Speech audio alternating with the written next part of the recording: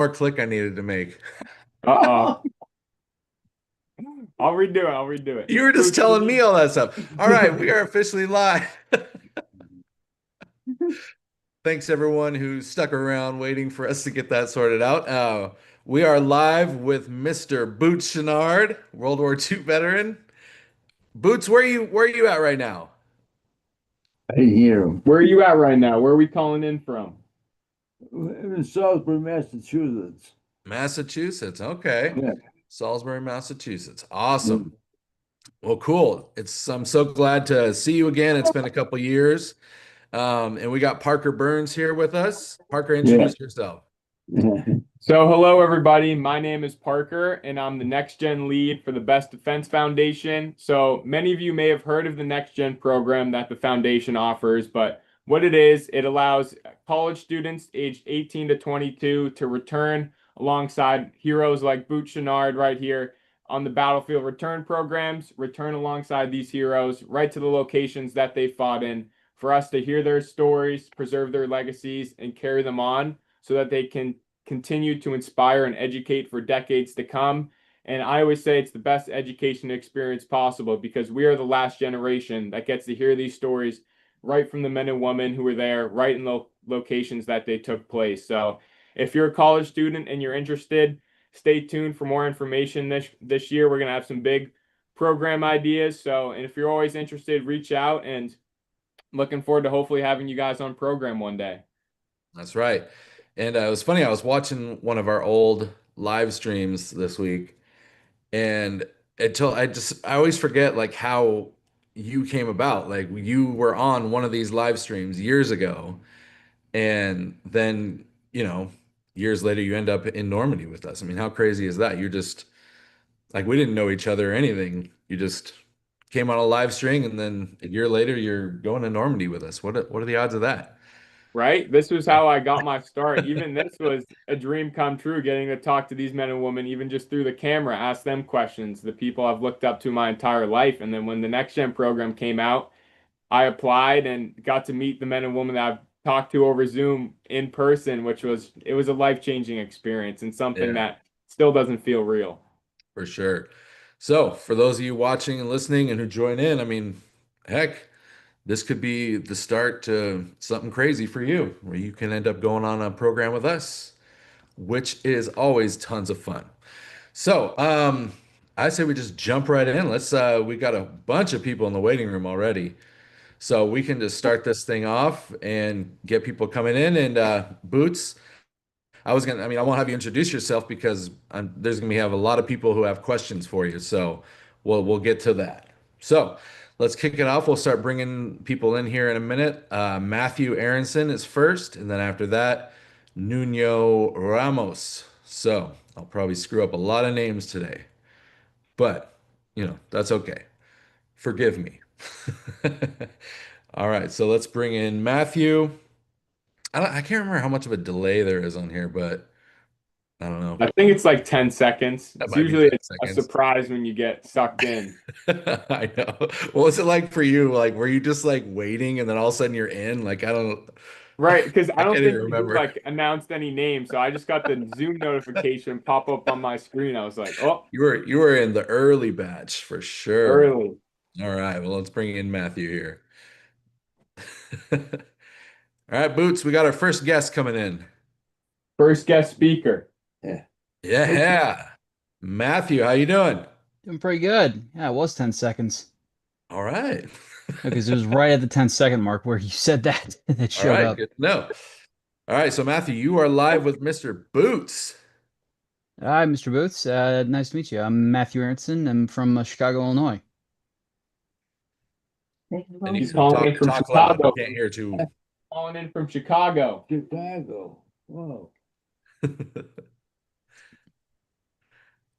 So go ahead, Matt. Ask. Either the floor is yours. Ask a couple questions. Well, lucky for me, I actually looked up because Boots apparently did an interview with American Veterans Center back in 2023. So I watched that in order to get a good idea of questions I wanted to Awesome. ask. He So, watched your interview, Boots. He knows all about you. So yeah, I wanted to ask, so you operated a 90 millimeter, worked on a 90 millimeter anti-aircraft crew. Which I never really heard of till I looked it up. So how fast could you guys fire off 90 millimeter shells in a minute? Could you fire off 90 millimeter shells in a minute with your crew, your gun crew? I don't think more than a couple. Oh, I it's pretty don't slow, know. huh? So yeah, it was It pretty was slow. it was going pretty fast. I don't know how many. I have no idea. Yeah, like I can imagine in those scenarios, you're not necessarily keeping timing this stuff. It's just carnage. Just keeps going. Mhm. So I was Yeah, also yeah. hoping you could describe what were the beaches because you arrived on D+5. I was wondering what did the beaches kind of look like in the aftermath of the initial invasion assault? What was it like when you landed on the beaches after Normandy? What were the beaches like after the invasion? But it was like landing at Seabrook Beach. Like I can picture Seabrook Beach. It was a flat beach, and there was no action on it. The action was up in the back of the beach, but we didn't go to the back of the beach. When we got out the LST and we landed on the beach, we started down the beach with a small convoy, and we didn't know where we were at. And we finally came to a gun battery that was taken. They wiped out the battery, and we went in and took it over, and we ran our own battery there. So it was a continuation of an anti-aircraft air battery. Oh, wow. I, so I remember in the interview that you gave, you mentioned talking about the aftermath of seeing the aftermath of the Operation Cobra bombings in the aftermath of the bombing of St. Lo. I was hoping you could elaborate more on that. What was it like going through the destruction of St. Lo? I was actually in France about a year ago, and we drove past it. So. What was it like going through St. Lo and the bombings that happened there? Well, I can't believe how destructive it was. We traveled through that St. Lo breakthrough, and there was so much destruction and damage that I couldn't look at it anymore. I just stared, kept my eyes straight ahead. I didn't want to look out to the sides of my window in my vehicle. I was traveling in a Caterpillar. I just was just too frightened. It was too scary. I can imagine. I mean, yeah, yeah, just the utter destruction of the city, the guys. I mean, that was yeah, that was one hell of a bombing. On a more positive note, I thought I'd ask, what was your interaction when you drove through because you were with Patton's Third Army? What was your reaction going through French towns and villages, and how elated they were when they were liberated? Because I've heard stories of guys getting gifts of wine and eggs and What was it like when you were driving through the towns that you liberated? Were the French people giving you gifts? What was that experience like? It was marvelous. I, I was in the front seat of a Caterpillar pulling a gun, and there were four of us, four guns. They would go through a town, and they just welcomed us and hugged us and just made us feel so good that we were liberating them. And it was a marvelous feeling. And it just kept going and going. And it just continued. So I had a great time. It was the best part of the war, actually. That's awesome. That's awesome. Well, Matthew, thanks for coming by. Appreciate you always coming by. I think you've been our most consistent viewer and participant. So that's great. You've met a lot of World War II veterans. That's awesome. Yeah, it's a Love it. privilege. Thanks to you All right. guys. All right. Well, if there's any one last thing you want to say to him, No, I'm just it's been an honor to talk to you. It's always an honor to talk to one of you guys, and thank you for your service. And I'll hand this off to someone else. all right. Thanks for coming by, man. Thank you, Matthew. It's always good to Yeah, see a man. familiar face. Thank you. Good luck. All Thank right. you. Bye. All right. So hopefully he remembers, but Nuno Ramos will be coming up next. And then after that, we got Mateo. So let's see. We got Nuno coming in next and then Mateo. Cool. All right. Let's get him in. This is always the fun part, the gamble. Like, I don't know who's coming in from where. Right? It's just, you Amazing. never know. People from Might end around up the being, world who's joining in. You Yeah, never might be know. some Never know punk like where they're Parker from. Burns who shows up. Cool. We are bringing in Nuno Ramos right now. Hopefully I said that right. Here we go. Bringing in Nuno Ramos. We'll find out. Bring in the next person. His name is Nuno. He's Oh. about to join. Oh, Doesn't look like anything is happening though. Uh-oh. So, huh. Always some technology errors. Yep. And we lost it.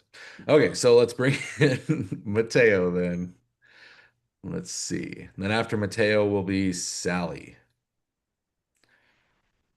Hopefully Mateo is ready.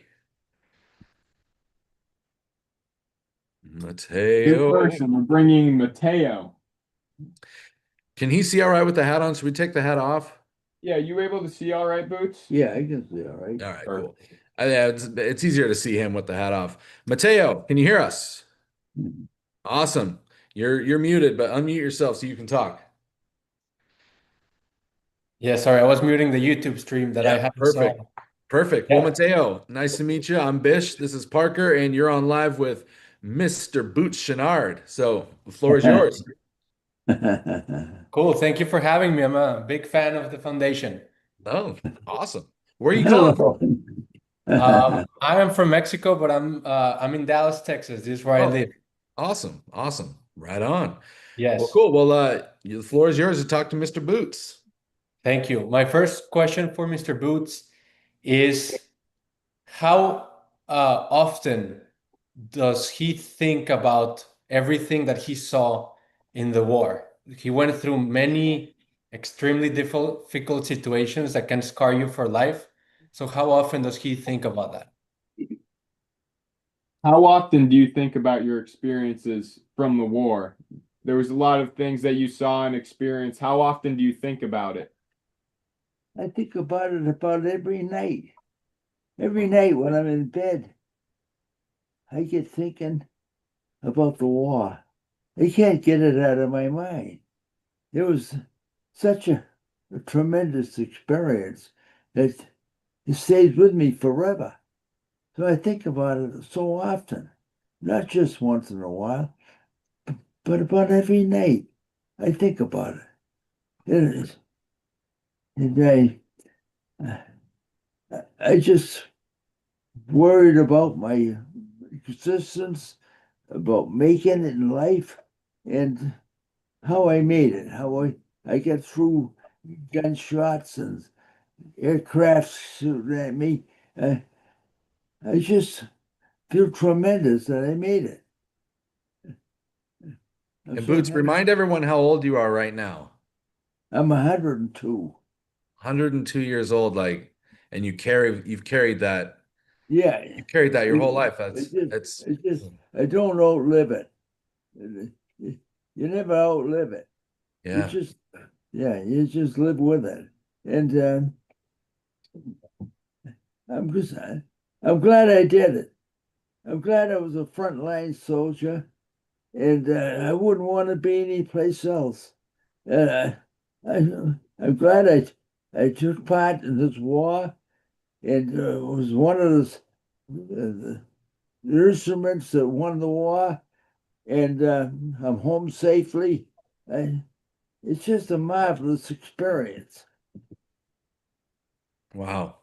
Yeah. Wow. That's heavy. That is. That's big.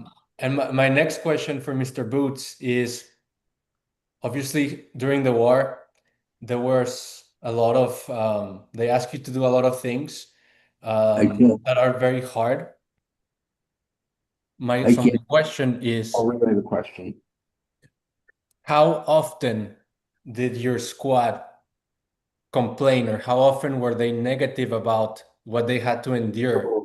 What was the environment like in the squad while you were Like the going through this morale. thing? The morale, and I mean, it's cold, it's dirty, it's long, you're missing your family.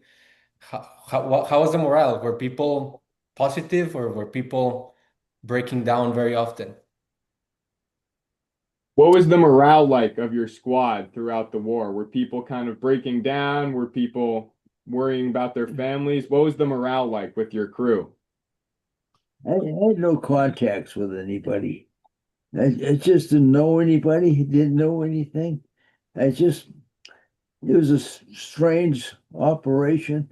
I wish I had come in contact with families and people to talk with, but it just never happened.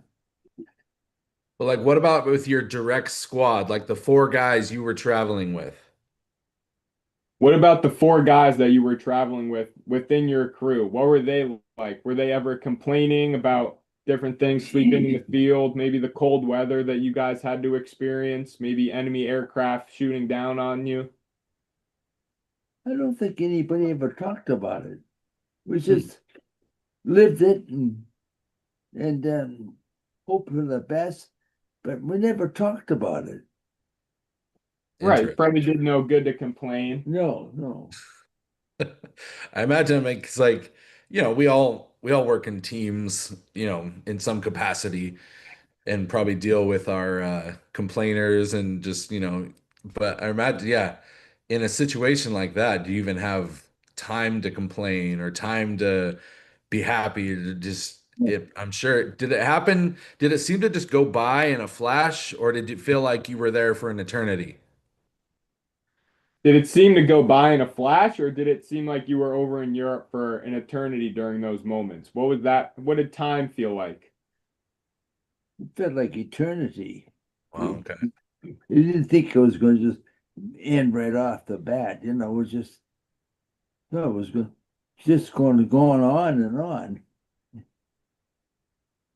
You Wow. probably didn't get much sleep either. It probably No, that didn't help. no. The Yeah. days were long and the nights were short. I slept on the ground for a whole year and Oh my never saw a gosh. bed. Wow. Oh my goodness. That's wild. Yeah, Stuff we don't even think about. yeah, that's Right? true. Well, and my last question, because I don't really have any, closing messages or remarks, but my question, in we see our veterans as heroes because they really are for everything that they did. My question to Mr. Boots is there anything that he regrets from the war? Which might be a very strong question, but is there anything he regrets? Is there anything that you regret from the war? I know it's a strong question, but is there any regrets you came back with? My only regret, really, when the war broke out, I want to be a Marine. And I regretted not ever being a Marine. But I felt so. I did as much in a war as I would have done as a Marine. I wasn't in the Pacific. I was in Europe, and we just went from one engagement to another, and I was happy. I was happy. I wanted to be a Marine, but I was happy being a gunner and being in charge of a crew and just firing at the enemy. I felt satisfied, very satisfied. Right on. Right Awesome. on. Well, Cool. thank you guys for having me. I'm a very big fan of the show, and I learn something about Mr. Booth's generation pretty much every day. So Nice. Love appreciate it.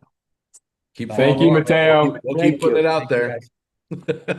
All right. Thanks for coming by, Mateo. All See, right. coming in from all over the world, Boots. Yeah. All over the world. All right. So next we got Sally coming in. Then after that, it will be Stephanie. So Sally's coming up next. And then after that, Stephanie. Hope Sally's ready because it's a happening. Here we go. Next person is Sally. 102 years old, Boots. That's incredible. I can't fathom it. I can't fathom 102 years. The things right. you've seen and lived through, man. Woo! 102. How are you feeling, Boots? 102. I just, I feel so good. That's awesome. I feel so terrific that I have no complaints at all. I love it. And I feel so grateful to make it, and I'm here, living every day. How could you beat it? I love it. Truly is Can't marvelous. Marvelous. Can't beat it. It's marvelous. Marvelous. That's what I think I use that line at one point every day somehow when it's marvelous. It's It's a marvelous. marvelous experience. Marvelous. I love it. Well, I'm not seeing anything from Sally here. No, she We might seems have to be muted. Sally, if you can unmute yourself and Well, open up the camera. I don't see her or hear Oh. her. Oh, No. I'm here. Oh, here we there go. we go. There we go. Sally, how you doing? Sally. I'm doing great. Where are you calling from? Salt Lake City, Utah. Salt Lake City, Utah. All right. Salt Lake City, Utah, Boots. Utah. Wow. I've never been there. I'd like to go there and visit someday. You should Yeah. come. We have lots of big mountains. Oh, Well, Sally, you are live with Thank you. Mr. Boots Chouinard, and the floor is yours. thank you for responding. Oh, well, I'm just so excited to talk to you. We spent the last 2 summers, spent a couple weeks in Normandy and met a bunch of veterans, and it was just such a great experience. And I never met you, so I figured I'd take the chance. Absolutely. Yeah. Do you have a specific question you'd like to ask him? Oh, I'd just like to hear a little bit about his service, the key moments. I watched a little bit of the video, but I'd like to hear it live. There you go. Here you go. Would you want to just tell her about your service? Maybe give a summary of kind of how you started in the United States, maybe your time in Europe at Cherbourg, and then maybe at your time at the Rhine as well? I don't know if I'm repeating myself and saying the same things over again. I just think back of landing in Normandy and how I felt a big lump in my throat. I didn't know if I'd make it or not. It was the enemy was nearby. We just plugged along and went from one day to another with a lot of worry, a lot of anxiety. It's just a marvelous experience, and I can't get it out of my mind. I think about it so often. I just was happy to do it, and I feel proud that I did, and I would feel so bad if I never did. It's just a good thing to do for your country and for yourself and to make it. You know, it could have been blown apart so easily, but somehow or other, I made it, and I think I made it to tell the story of what I did.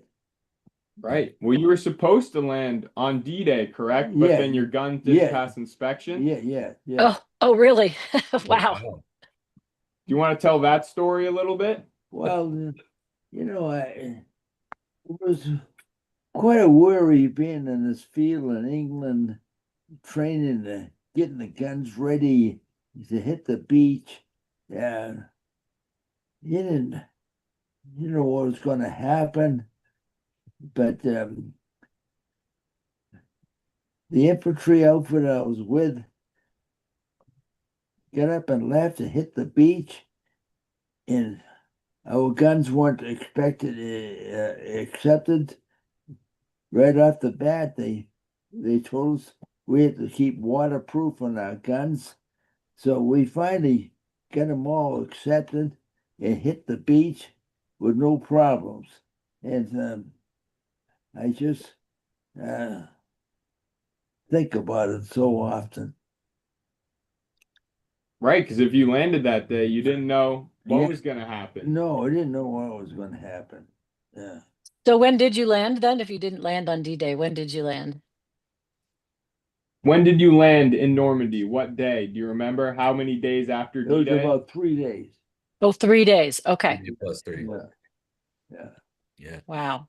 That's what I love about this generation, just what he says, like he just feels good that he served his country. And every veteran from that generation is like they wanted so bad to get into Yeah. the fight and serve the country. Yeah. And it's just Right. you don't see that much these days, but it's a different breed of people, man. You guys are Different something breed. else, Mr. Boots. Right? Everyone I've talked to, including Boots, say they would do it over again in an instant. No Yep. no Yeah. regrets, no nothing. That's right. That's right. Yeah. Yeah. That's Okay. crazy. It's I wild. was so happy to be a frontline soldier. That's not something you hear all the time. No, Yeah. No. that's right. Mhm. I really am impressed with your story, and it's just amazing. I do have another question. I hope it's okay to ask Go this, ahead. but Go ahead. I've read Yeah. a lot about the veterans returning after serving in World War II or D-Day, and how people didn't talk about it for decades and decades. And I'm curious today, we have so much social media, everybody talks about everything all the time, constantly, you know? So can you tell me what was the feeling? Why didn't soldiers talk about their experience, especially given that it was something you're so proud of? Yes. So when you got back from the war, a lot of people didn't talk about their story, talk about their service till much later. Why do you think that is? And did you not talk about your time during the service when you got back? I don't know. I don't know. Why people didn't talk about it. We just wanted to get it out of our mind and not think about it. And you couldn't do that. It was in your mind, and it stays there. It was like yesterday. I was in Normandy. It just you just can't escape it. I live it all the time. Really, I don't still, talk about it. Yeah, really. as another person, a couple of calls before, he was telling him that still every night he thinks about it every night before he goes to bed. It's still Yeah, Wow. something that's that right. 100 at 102, it's still a huge part of his everyday. Yeah. But do you think it's important to talk about it now to pass down your story so future students like myself know what men like you had to go through? No, I don't think it's important to anybody. It's only important to me. You know, and I don't even think anybody's interested that much. Oh, we're To me, interested. it's Very Well, much. we're That's so interested not too. true. I'm so interested. I'm so interested. Why do you think No, we're here right now, Boots? Come Ah, on. People are calling in from around the world. Some people, it could be 3 a.m. where they're at, all just to hear your story, ask you questions so we can hear your stories and carry it on. Yeah. It's very important to us, Booth, most definitely. I'm glad I wasn't a rifleman. I shot a big gun, and I was close to the front all the time, and had a crew that did the same thing. I just want to live it and forget it. You know what I mean? I just don't want to. I don't care about talking much about it. Yeah. Did you meet any locals in your time spent over there, like any townspeople in France or families or anything like that? Because No, I I know, wish I did. I wish I had contacted and met people down there. I wish I did, but it just didn't. We just stayed by ourselves and moved along and never really talked to anybody. You talk Well, to them didn't now, you though, when we go on a back. farmhouse and you got some eggs from them? Yeah, yeah. You know, it's the strangest thing. I always wanted to get some eggs to have with my breakfast in the morning. We'd always make a little bonfire and a campfire, and we'd cook some water so we could shave out of our helmet. And I was, we had rations. We ate rations all the time. So if I was looking for eggs to have with my rations, and we were in a gun position at one time, and across the street from where the gun was a house, and I went to that house to talk to somebody in the house, and there was a lady there who could speak English, and we had a good conversation. And she gave me a couple of eggs. So I took them back to my gun. In the morning, I had my breakfast, and I said to myself, I'm going to go back and talk to that lady. So I went around the house, and went in the house, and the lady was in the kitchen, and I talked to her, and she nodded her head down the corridor, says, "We got company." I took my rifle off my shoulder. I aimed it at a soldier who was standing in the corridor. I said, "Don't you move." So I walked down to him. As I walked down to him, he nodded his head to a doorway. He was standing by a doorway. I looked in the doorway, and it was this great big German officer who said, "I want to speak to an officer my rank." Holy mackerel. I got out of there. I thought I was trapped. I thought I was in a trap. I was going to get shot. I got out of there and went to the got an officer, and they came, and out these guys came, and it was a marvelous experience. Wow. I got a bayonet here that I took as a souvenir. I didn't want to take a helmet.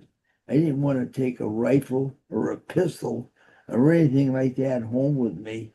So I says, "I'll take a bayonet." So I took the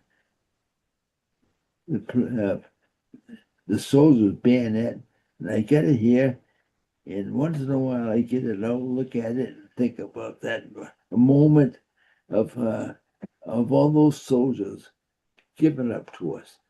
And the strange part of it, the whole thing was, when I get home and I get into the coaching, I coach track, and a boy on my team, his father, was in Salem, Massachusetts, and he was in that outfit they gave up to us. And I just can't get over how I coached his son. Wow. well, thank you. Thank you for that. Wow. Yeah. I can't believe that whole story started with you went to get some eggs. I know. That's kind of crazy. All you wanted to do was get some eggs, and then it kind of went a little sideways. Yeah. Well, Sally, it was great to meet you. Thank you. And if you want to say one last thing to Boots, go ahead. No, it's just a privilege for me to hear you talk, and I love to hear your stories and stick around so more people can hear them, okay? All right, thank you. All All right, right. thank you. Thank Thanks, you, Sally. Sally. Thank you. Bye. All right. Well, that was fun. That was a cool story. Yeah. All right. So next we got Stephanie coming in.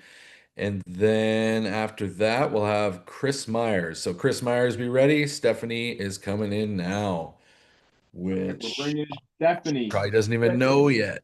We'll see where she's calling in from. I All forgot right. we had 10 seconds. That was a cool story.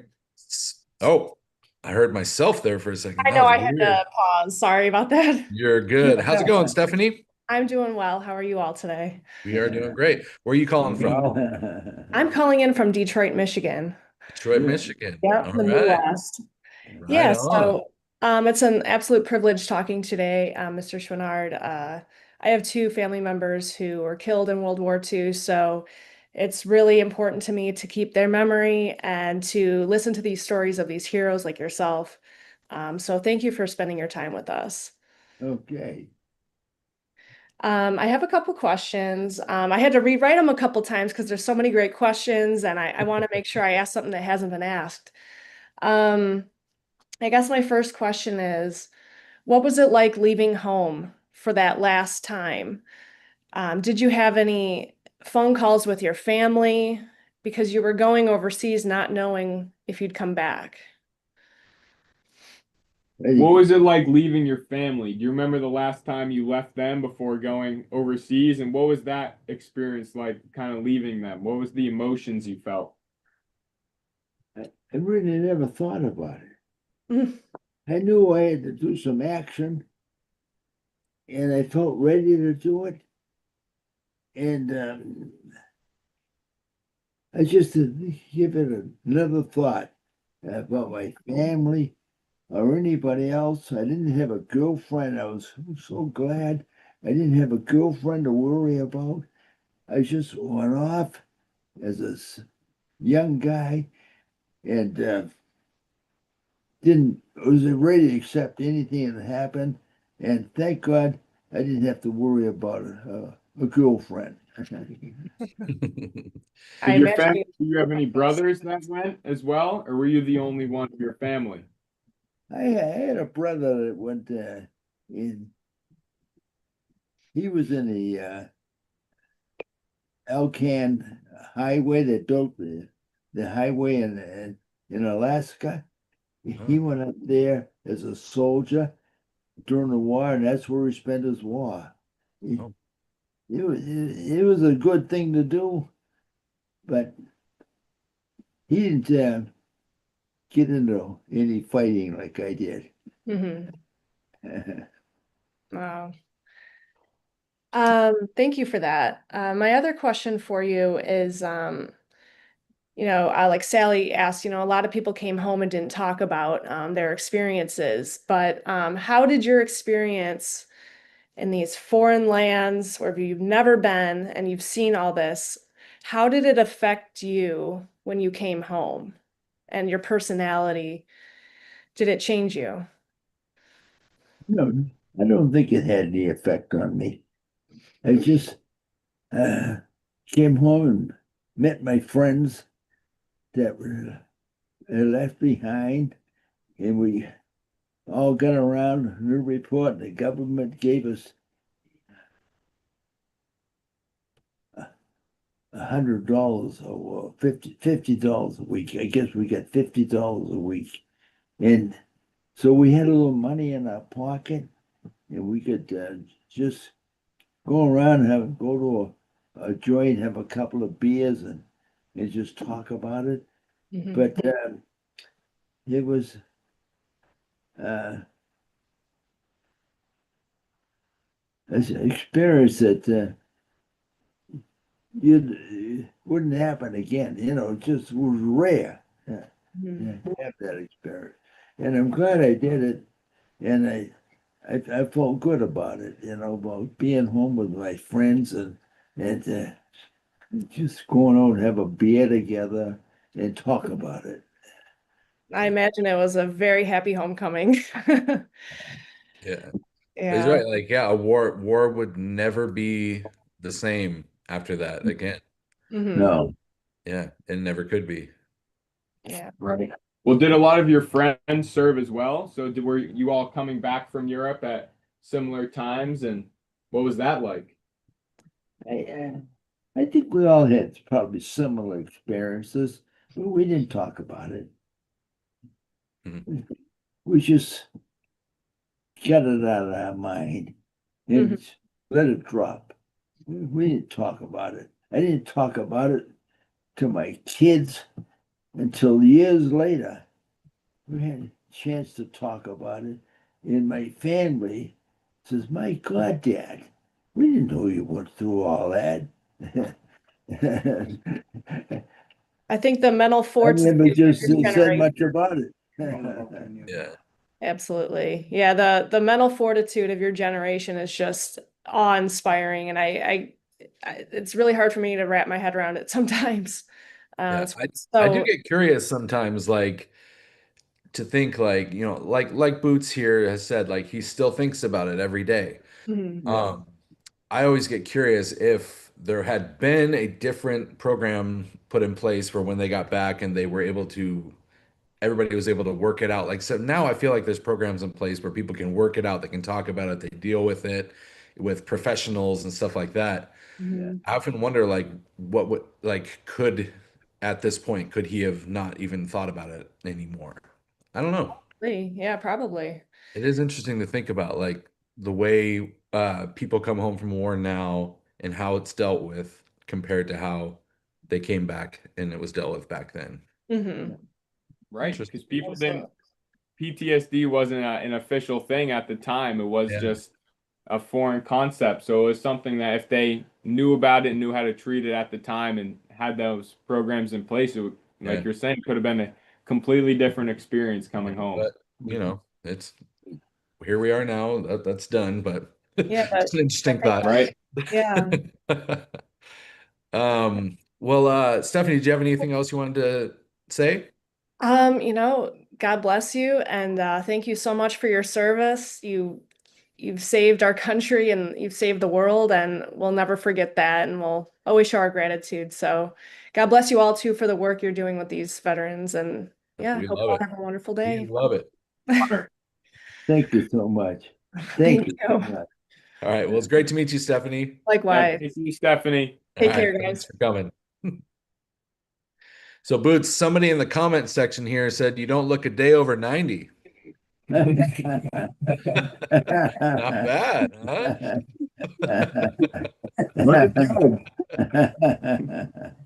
All right, so let's bring in Chris here, and then after Chris will be Ryne. Is that Ryan?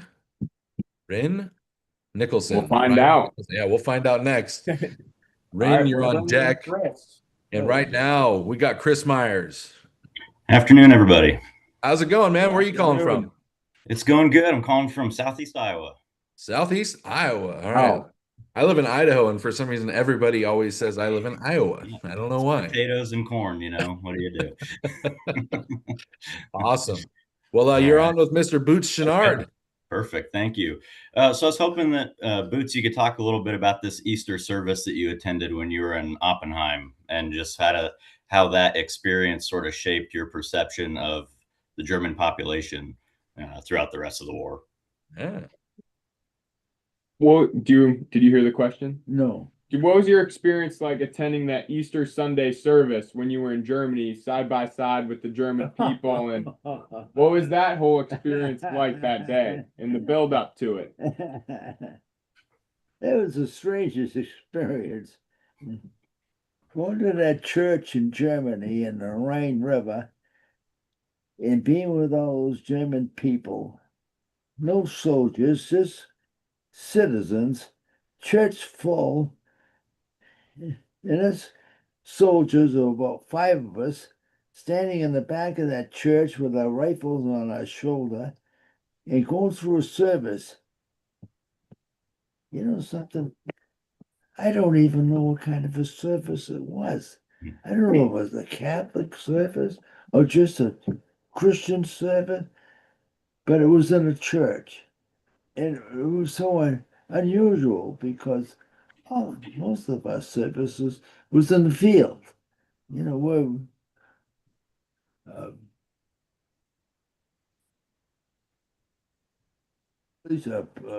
a priest or whatever would come, Yeah. set up by his Jeep. It would all be around that Jeep. It would go to a service and kneel on the ground.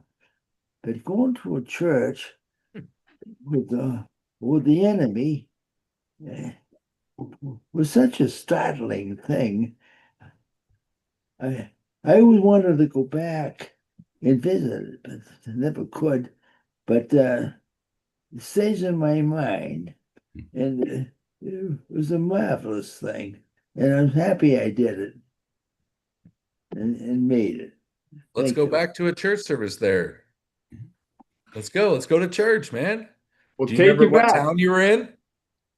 Do you remember what town you were in? You tried. He tried. I believe they tried. Do you remember what town it was in, Boots? By any chance? The area of Germany? Yeah, I thought I said it, but I guess I didn't. Well, you said it was on the Rhine River. Yeah. Yeah. Oppenheim, Germany, was it? Does that name ring a bell? Yeah. Oh, it was in Right. Oppenheim. Okay. Yeah. We should go there this Easter for old time's sake. Let's go One more back. service there, Boots. We'll bring you back this Easter. You feel like going back to Germany this spring? Yeah, that'd be nice. I don't know. I don't know if I can make it or not Ah. at this age. Well, let us know if you're up for it. We'll go. All right, Chris, do you have another question? No, that's it. I appreciate the time. Boots, appreciate your service. It's hard to imagine what the world would look like if you and your generation hadn't answered the call back in World War II. So thank you. Thanks to everyone at the Best Defense Foundation, Parker and Bish, for putting this on. It's fantastic to hear all these stories. Appreciate it. Yeah. Absolutely. We'll keep doing it. You keep watching, we'll keep doing it. Absolutely. As long as they're around, we'll keep telling their story. I mean, and of course afterwards as well. Great. Thank you. Most definitely. All right, cool. Nice to meet you, man. Thank you, Chris, for joining. Yeah. All right. Bye. All right. So next we're gonna figure out how to say Ryan's name, Rin. And then after Ryan. him is Victor. Victor Callahan. You'll be on deck after Mr. Nicholson. I'm just gonna call him Mr. Nicholson. This might be a Play girl, safe. too. I don't know. It could be a You girl. never know. We'll find out. I don't know. This is the whole okay, it's not a girl. It's a different spelling. It's spelled like Ryan Sandberg. He's a former Chicago Cubs player. He's Okay, passed so it away is now. Ryan. So, yeah. All right, cool. So, That's awesome. I've never seen it spelled that way. well, I first wanted to tell you guys thank you. I actually worked for the Falcons, the Atlanta Falcons, and we were in Germany for when you hell yeah, guys. dude. Yeah, so Hilbert Wow. Margol. Yeah, so y'all brought Hilbert Margol over and a few other guys, and I know Hilbert well. Part of the World War II roundtable in Atlanta. So we're actually going to meet next Saturday. So appreciate what you guys are doing and doing these things to allow Mr. Boots to tell his story. You know, just to touch on that, you know, obviously all of us are enthusiasts and we love to hear the stories, but you know, we're always reading it. We're always, you know, reading about General Patton's army and you know, Pearl Harbor. But then when you get to talk to people who actually lived it, that's what keeps us going, you know, and hearing the stories, because these are not in books, you know. So Right. For sure. thank the Best Defense Foundation, what you guys do to allow these legends, is what I like to call it, to tell their story to people like us. But legend. Definitely. So Mr. Boots, thank you for your service and your dedication to this country. We really appreciate you. You know, everyone's got all these questions, and I just love to hear you speak. But the one question I do have for you, obviously, you've talked about post-war and in the war and everything like that. But you know, for somebody like us who, you know, again, consider you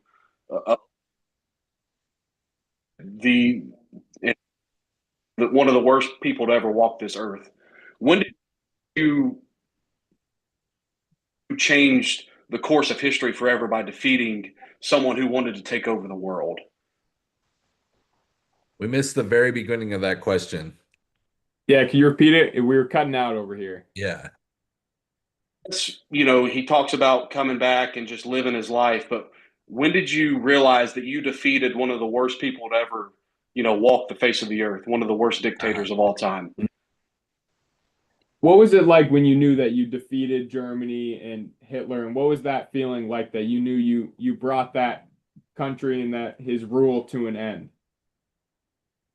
It was just satisfaction. Everybody achieves satisfaction. And I felt so satisfied that I was a frontline soldier. And we defeated an enemy. And I was there. I wasn't in the background.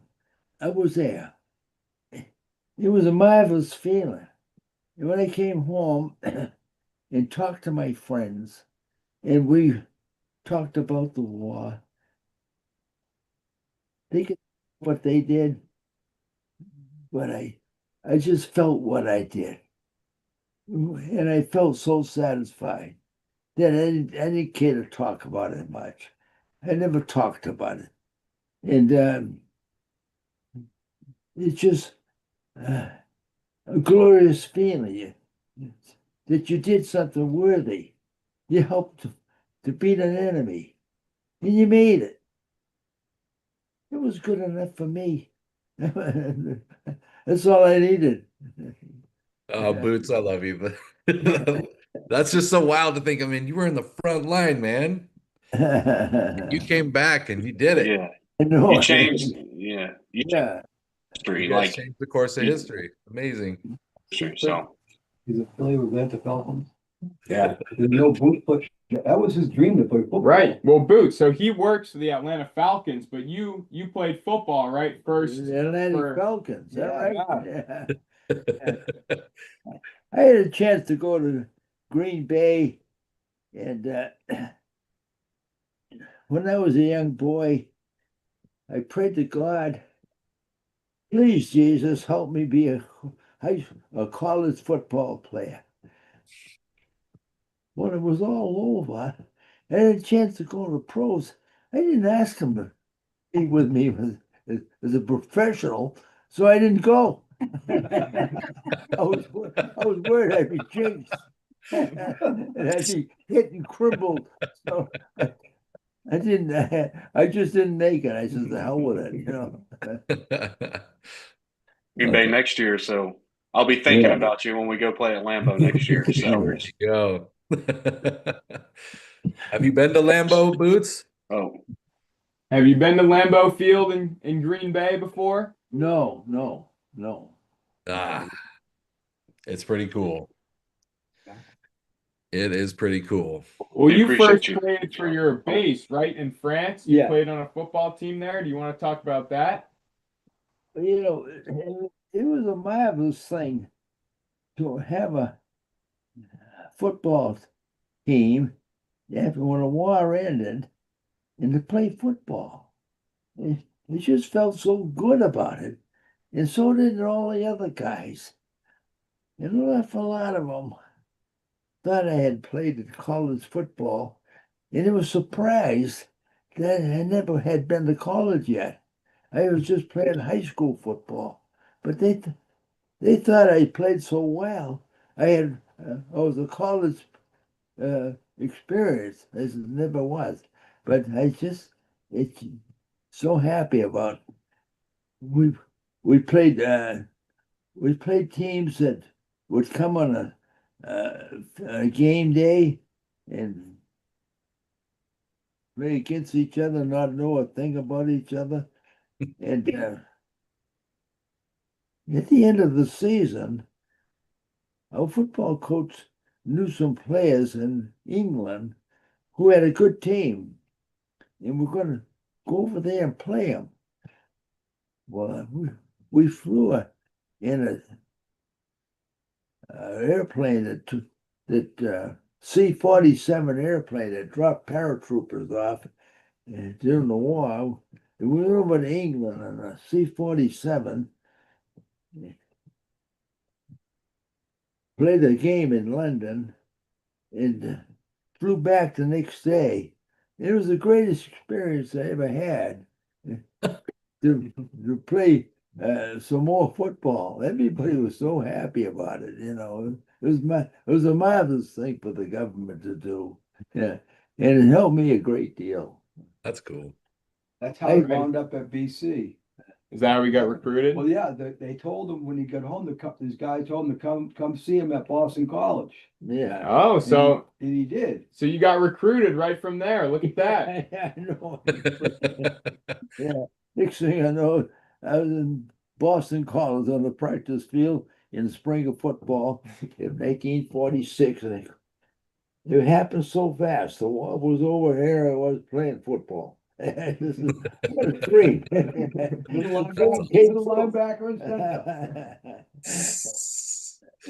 That's awesome. I'll have to tell Chris Lindstrom that. So that's awesome. Yeah. Well, Ryan, thanks for coming by, man. Is there anything else you want to say to him before you take off? But again, thank you guys, and thank Mr. Boots as well, because we wouldn't be we have today without you, sir. So thank you for your dedication. Thank you. Thank you very much, Mr. Ryan. Thank you so much. Cool, man. Good All to right. meet you. Yes, sir. All right, thanks. All right, that was cool. I didn't know you had so much football in you there. Yeah. We might have to get you signed to a 2-day contract. For the Falcons. I mean, if Rivers can come back, why not Boots? Right? Get Boots out there. Get you right back on the field. All right, so we're gonna bring in Victor here, and then next will be Erwin. ERWAN. I think that's Erwin. Yeah. Let's see what we got going here. Let's do. Is it working? It says joining. All right, cool. Let's see what we got going on in the chats. Victor's coming in, Boots. Yeah. People are loving you in the chat here.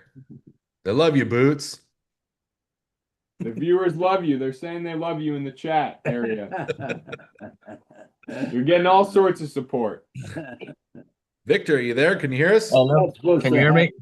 I can hear you, but I can't see you. Oh, yes. There. Hey. All right, how are you? Nice. Victor, how you doing? Not too bad now. So thank you, Austin, and thank you to the Best Defense Foundation, and thanks for it's an honor to talk to Boots. Yeah. So, where are you calling from? Ireland. All right, all the way from Ireland. Wow. Calling from Ireland, Boots. Ireland. Yeah. So I have actually kind of a bit of a story. Like I actually had the connection to Newburyport and Salisbury. Oh. My granduncle. Wow.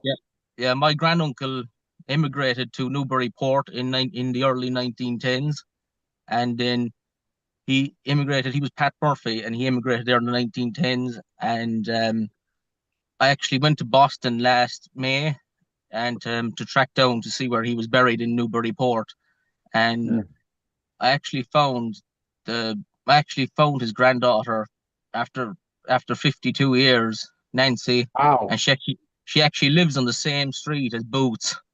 So no way. So his relative immigrated to Newburyport in 1910, and he was able to track down his granddaughter, and she lives on the same street that you were in Newburyport. Is that so? What's the name? Yeah. What is the name of the granddaughter? Nancy Jevela. So Boots is actually the first house, and she's the very, very last house You in guys the know end. Nancy? Wow. Nancy So we Jevela. we have Boots's family here, and they know exactly who you're talking about. Yeah, Nancy and Paul Jevelis. Yeah, so it's a small world, really. You know. Look, Nancy is behind us. They live right behind Live in our us. neighborhood. Oh, so they live right behind them. Wow, what a full circle moment. That's so funny. Yeah, That's wild. Yeah. What's parents' names? What's their grandparents' names, Victor? It was Pat Murphy, and I think it was Pat and Nora. I think, or her. So she's Nancy Jevelis, and her mother was Loretta, and it was her two parents left County Cork in Ireland and settled in Newburyport in the early 1910s. So it was Nancy actually came to our house in 1973, and we lost all contact with her until I found her last May in Salisbury. So it was quite special that I actually found her, you know. Wow, So that's so cool. Right, that's quite special, right? The family relatives. Wow. Yeah, and she said we Full have a circle. 102-year-old veteran living at the end of the street, you know. So it was kind of That's Boots right here. yeah, The neighbor right down the road. yeah. So So rad. I Wow. suppose my question is, I suppose, what was life like in Newburyport and Salisbury in the early the 1920s and the 30s, you know, and the 40s? Oh yeah. What was it like growing up in Newburyport during the 20s, the 30s? What was it like during that time in the Great Depression in Newburyport? It was so insignificant. Everybody lived their own little lives. We felt like just little people. So almost antisocial. Huh. We didn't get around too much. And what few people I knew, we liked with one another, but we never socialized too much. It was just a quiet time. We were very family, just stayed by our families, and that was it. Well, you like to dance, right? You would go to the different dances in town. Oh, yeah. Boots still likes to dance. I saw him cutting a rug in Normandy when he was 100 years old. Oh yeah, doing the jitterbug. Yeah, yeah. My sister taught me going to the YMCA dance class, and I went up there. One for her, I never would have gone. It was the best thing I ever did, was learn how to dance. That's And I awesome. felt so confident. I could dance with anybody. If I danced with the top dancer on that dance floor, I felt competent. It's Nice. such a good feeling to feel equal, to be the same, not inferior. It was the best thing that ever happened to me. I feel the same way when I get up and start dancing. I feel like I could dance with anybody. Bring me I the know best it. dancer. Yeah. I'll cut that rug. Confidence, man. I had a girlfriend in high school, and she was a great dancer. And we'd go to all our dances. And she and I went to every high school dance together. We were different faiths, so I never stayed with her. She was Jewish, and I wasn't. And I said, I'll never make it with a Jewish girl. So I left and introduced her to a Jewish guy. He came into town. They get married. Praise. And they ate my heart out. But she was so good.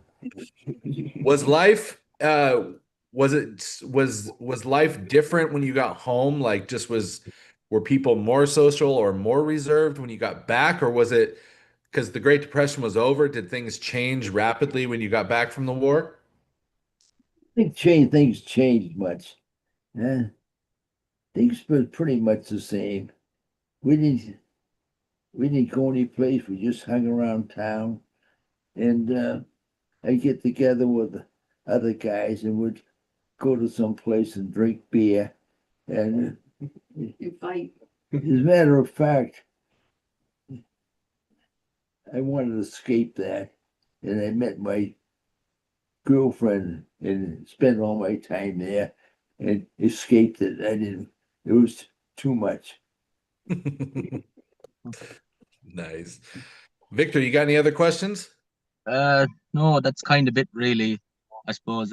Yeah, that's kind of everything. So That's kind of a cool encounter to put all yeah, that stuff together. yeah, I suppose just the one thing I would like to say was that I actually we actually got a poster signed by your veterans in Normandy last June. Oh yeah? And yeah, so so the weather report for D-Day came from Blacksod Lighthouse in the northwest corner of Ireland. Oh, D-Day wow. was June from the 5th to the 6th because of that report. So yeah, we were actually going to use that poster. The poster it's actually signed by all your veterans, including Jake Larson, who sadly passed away a couple of weeks later. So we're going to display that in the lighthouse in Ireland for people to see all their stories and stuff. So it's a museum as well. Send that to us. Send that to us. Like yeah. we emailed. Did we email? Yeah, we emailed, yes. Okay, good. Send that to us. That's such a cool story. And when you get a picture of it and send it, I would love that. Yeah. So we're going to get it pictured and framed and stuff. So it's love it. we'll keep in contact. So All right. Okay. Definitely. Thank you very much. Right. Absolutely, Thank man. you. So good to meet you. Yeah, Nice. thank you, Late Victor. in That was Ireland. incredible. Thank you so much. Massachusetts. Goodbye. All right, bye. Thank you, Victor. That's so cool. Wow, It really that's is a incredible, small right? world. Yeah, no. Full circle moment. All right, so let's bring in Erwin. All right. It's right in the backyard. That's incredible. Yeah. See? Full circle. Just a guy from Ireland who knows your neighbors. Right? It's a small world, Boots. Yeah. Small world. All right. Erwin, can you hear us? Erwin joining. I hope I'm saying that right. Am I saying it right, Erwin? I can't hear we're you. unable to hear you, Erwin. But I can't hear you. Nope. Nothing.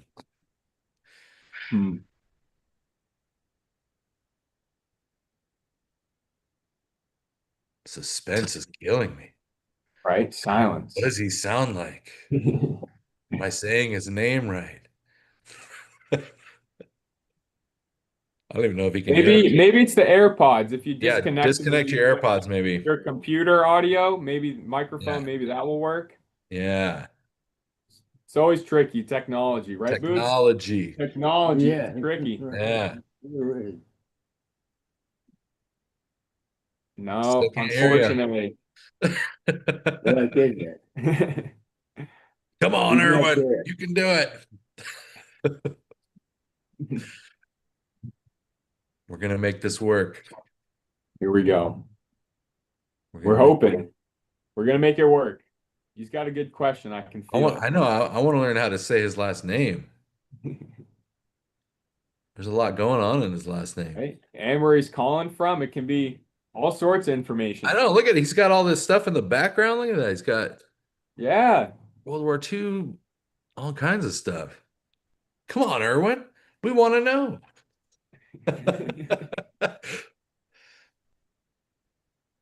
Is it not happening? Not gonna work. Oh, Maybe no. log in on a different device or try again in a little bit and we can let you back in. Yeah, I'll put him in the waiting room and bring him back in. Maybe that'll help. This should be the show. That's the show. It's just us trying to help people get their Zooms connected. That's the show. That's what we do. That's what we're here for. It's an IT problem. This is the IT program to make sure you got your Zoom connected. All right, Erwin. Oh. Do you know sign language? ASL? I don't know. I don't know it, so I wouldn't know it. Does he hear it? Yeah, I think it's technology issues. Oh, man. Do you have a phone? Log in on your phone.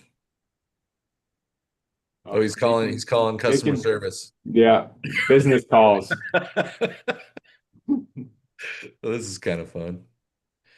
All right, well, we'll go in the waiting room for a second, give him a couple minutes. And then we'll Parker, let's for a couple minutes while Erwin's figuring that out, we'll give him another chance. But so we talked a little bit about this in the beginning, but Parker was a participant in one of these live things with World War II veterans we did a couple of years ago. So talk about that as your first experience and where what you've done with us since then. Yeah, so this was my first experience, calls like these. I remember, when I was following on social media the Best Defense Foundation for a while, and it was something growing up. I've always read books about World War II, watched the movies, gathered every information I can. And when these were dropped on social media, it was something I immediately jumped on because I almost didn't think it was something I could do is speak to these men and women who were, in my community spread around the United States. So I jumped on these calls, talked to men like Neil McCollum, Tom Rice, Vince Speranza, and it was just a powerful experience to be able to get to talk to the men and women that I've looked up to my entire life. And then did those throughout COVID. And then in 2023, when the Next Gen program came out, I didn't apply for that one, but I applied for the 2024 Normandy Battlefield Return program, for the 80th anniversary, the second Next Gen program. So I applied, submitted a video application, and then I was accepted into the Next Gen program. And I was over in Normandy with 48 World War II veterans, walking right alongside them, hearing their stories right in the very spots that it took place. And I was fortunate to be asked to come back as the Next Gen lead. So for Normandy last year and then our recent program to Berlin, I was lucky enough to lead the Next Gen students. We have over 40 Next Gen students now that are in the communities, talking with veterans, sharing their stories, and making sure that they don't fall on deaf ears. So it's been a powerful experience just being with men like Boots, hearing their stories, preserving their legacies, and making sure that these men and women's stories are not forgotten in the decades to come. So it's been a wonderful experience. The Best Defense Foundation is an amazing organization for taking care of the ones that took care of us, and something I'm looking forward to growing the Next Gen program, and hopefully some of the viewers be able to share that same experience. Yeah, and for those watching who don't know what the Next Gen program is, we take 18 to 22-year-olds back when we go on programs back to the battlefield. We've done Berlin, we've done Normandy, Belgium, Netherlands. We'll be doing Vietnam at some point, in Normandy again. But like just guys like Parker, they applied, they made a little video saying, "Hey, here's who I am, why I love this," and now he's traveled all over the world with us, and he's, kind of a lead. Not kind of. He's a lead for the Next Gen now. Like, I mean, that's big moves in a short amount of time, just from putting yourself out there, and anybody Right. can It's do it. something that Cool. you never know what's going to happen if you apply. You may not think that, oh, this is something that's actual reality. I was in the same shoes. I applied, and many stuff in the past. It's, you apply, you never hear Feels back. too good to be true, but it's Really, real. it really is a real thing. It's a real experience. People do get selected, and if you do enough to support veterans in your community and show yourself and your true identity, you most likely have a good chance of coming on program and getting to experience this education. And it's truly, as Boots would say, marvelous. Boots ain't saying much right now. There we go.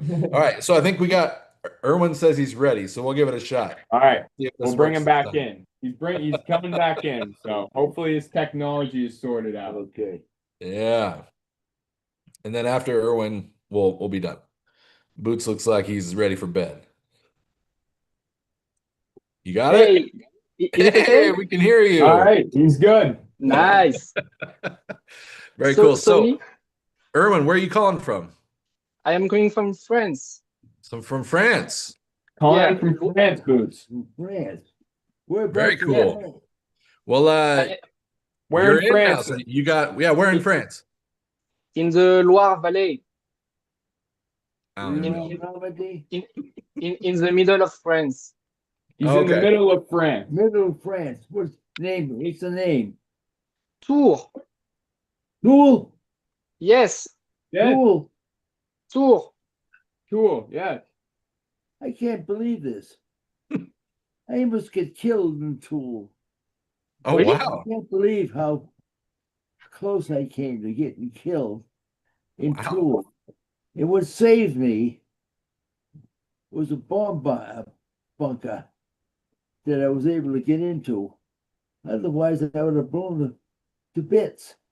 I'll never forget Toul. Were you being I hit am by enemy artillery, or was it? Artillery, German guns, Wow. and planes coming in besides that. So two things that happened. Would you get shot at with artillery gun, and planes that come in and strafe us and shoot at us. So we were in the middle of both things, but I never forgot Toul. It's Wow. marvelous to talk to somebody who did live there. Yeah. I am living in a small village about 10 kilometers in the east of Tours. The Wow. name is Vouvray. They made a good wine. Wow. Maybe Did you your know. family live there during the war? Yes, my grandfather was in the French resistance, Wow.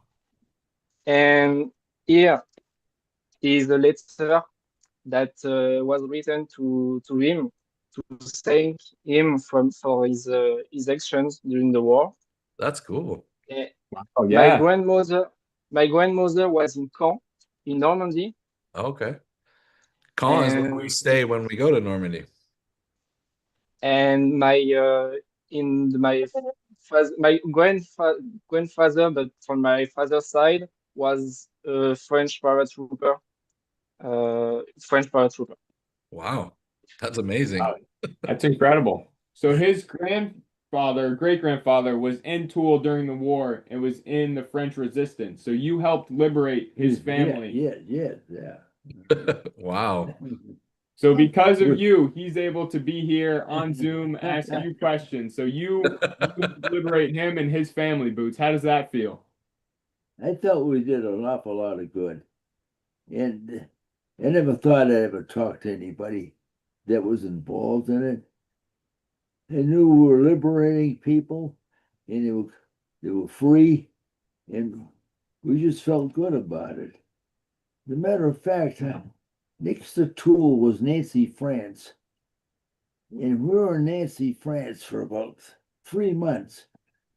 And we got friendly with a French family who lived in a little street off where our guns were. And I went down there to have them put some blankets. They gave us 2 blankets. We were freezing. We had just a little thin sleeping bag, and they gave us 2 blankets.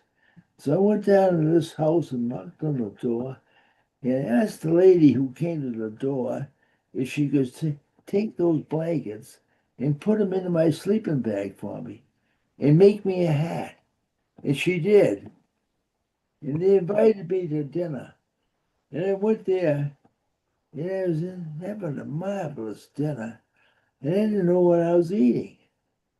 So I said to him, "What is this anyway?" I thought it was chicken. He said, "Wait a minute." He went out and came in with a rabbit on his arm, and he said, "Voila, this is what I was eating, a rabbit." It was marvelous. And she made this nicest, put these blankets in my sleeping bag and a hat. I was the envy of everybody. Everybody wanted one. That's I had awesome. it underneath my helmet, and my head was warm, and it was such a wonderful thing. Otherwise, I think I would have frozen, never made it, because I was sleeping on the ground, and there was snow on the ground, ice on the ground, and having a sleeping bag with a couple of blankets and getting into a foxhole and in the ground saved me. So it was a good part of my life. That's wow. So Erwin, we got any questions for him you want to ask? Yes, sure. Am I saying your name right? Is it Erwin? What? Yeah, Erwan, yeah. Okay, good. Well, I missed part of the interview. I just turned 21 years old yesterday. Congratulations.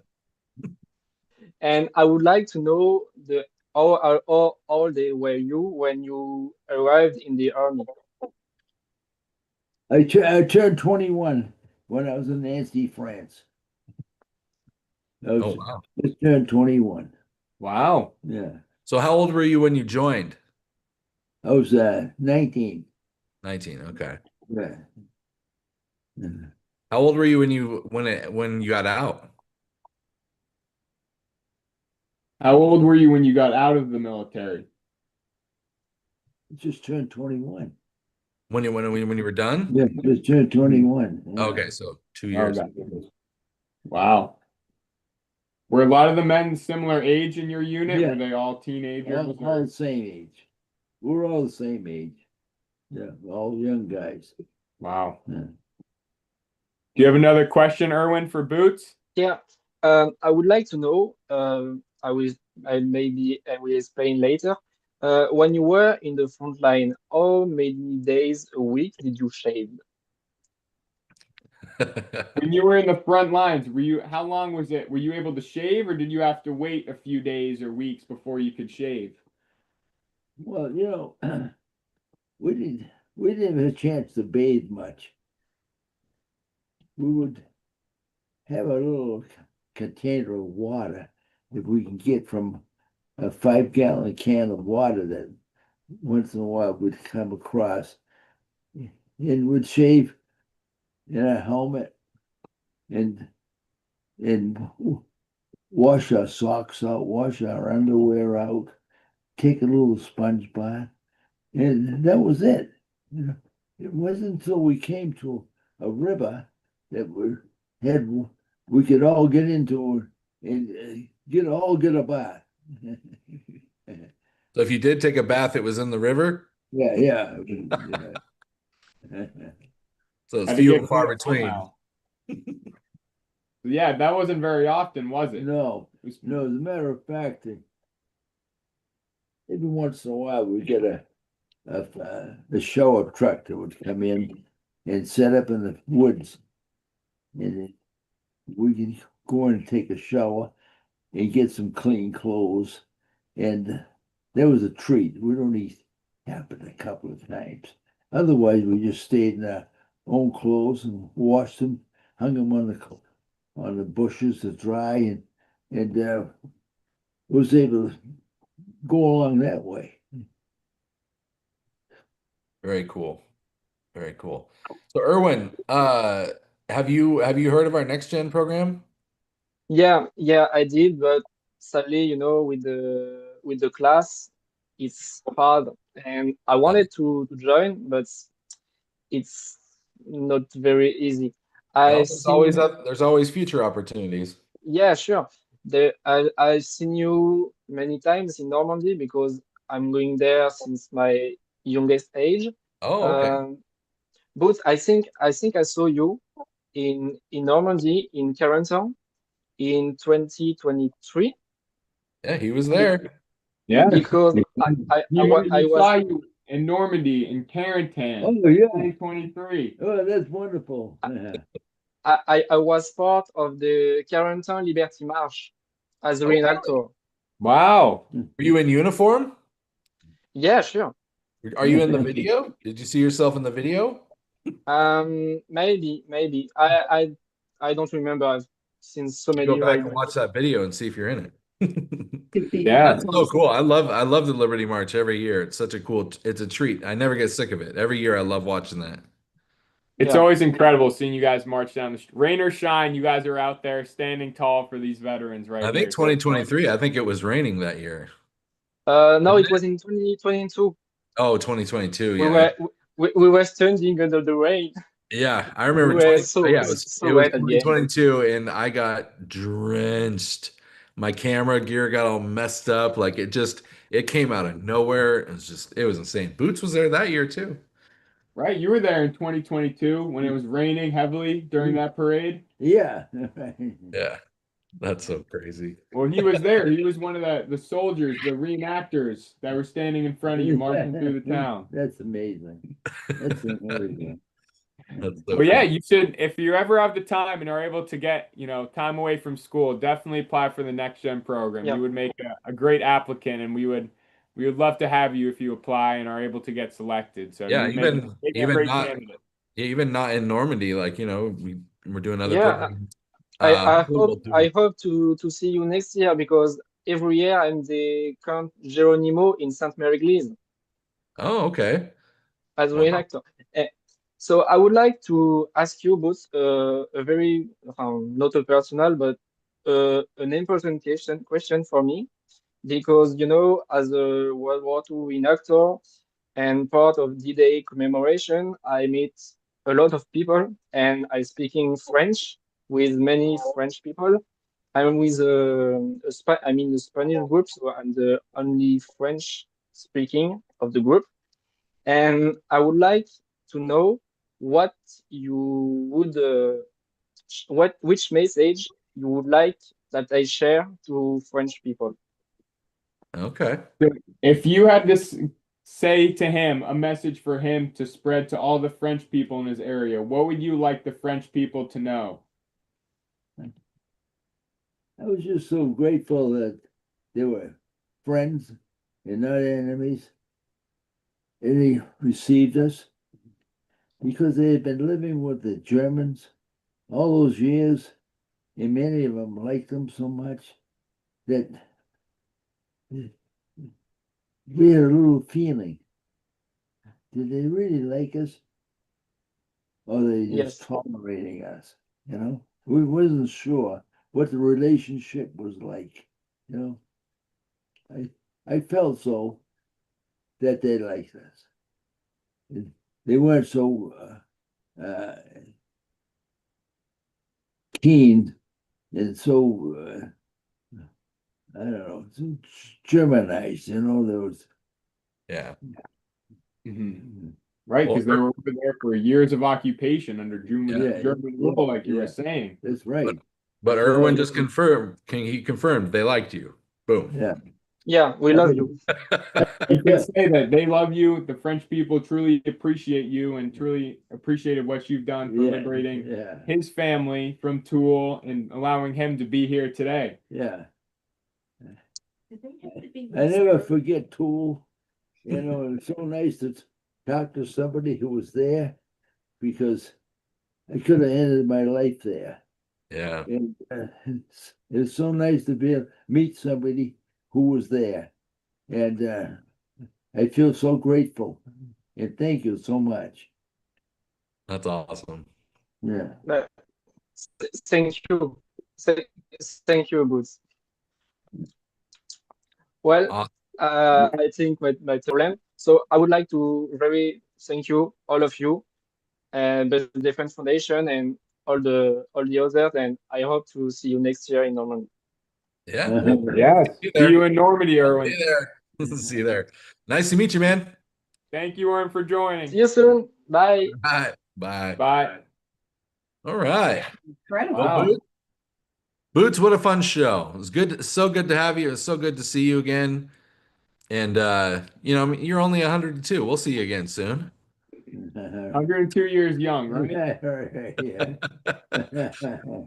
Absolutely. So everybody who joined, thank you so much. This is such a treat, you know, just to be able to connect with people from all over the world and for people to meet World War II veterans like you, Boots, who, you know, for a lot of people, they might go their whole life and never meet a World War II veteran. So this is very special.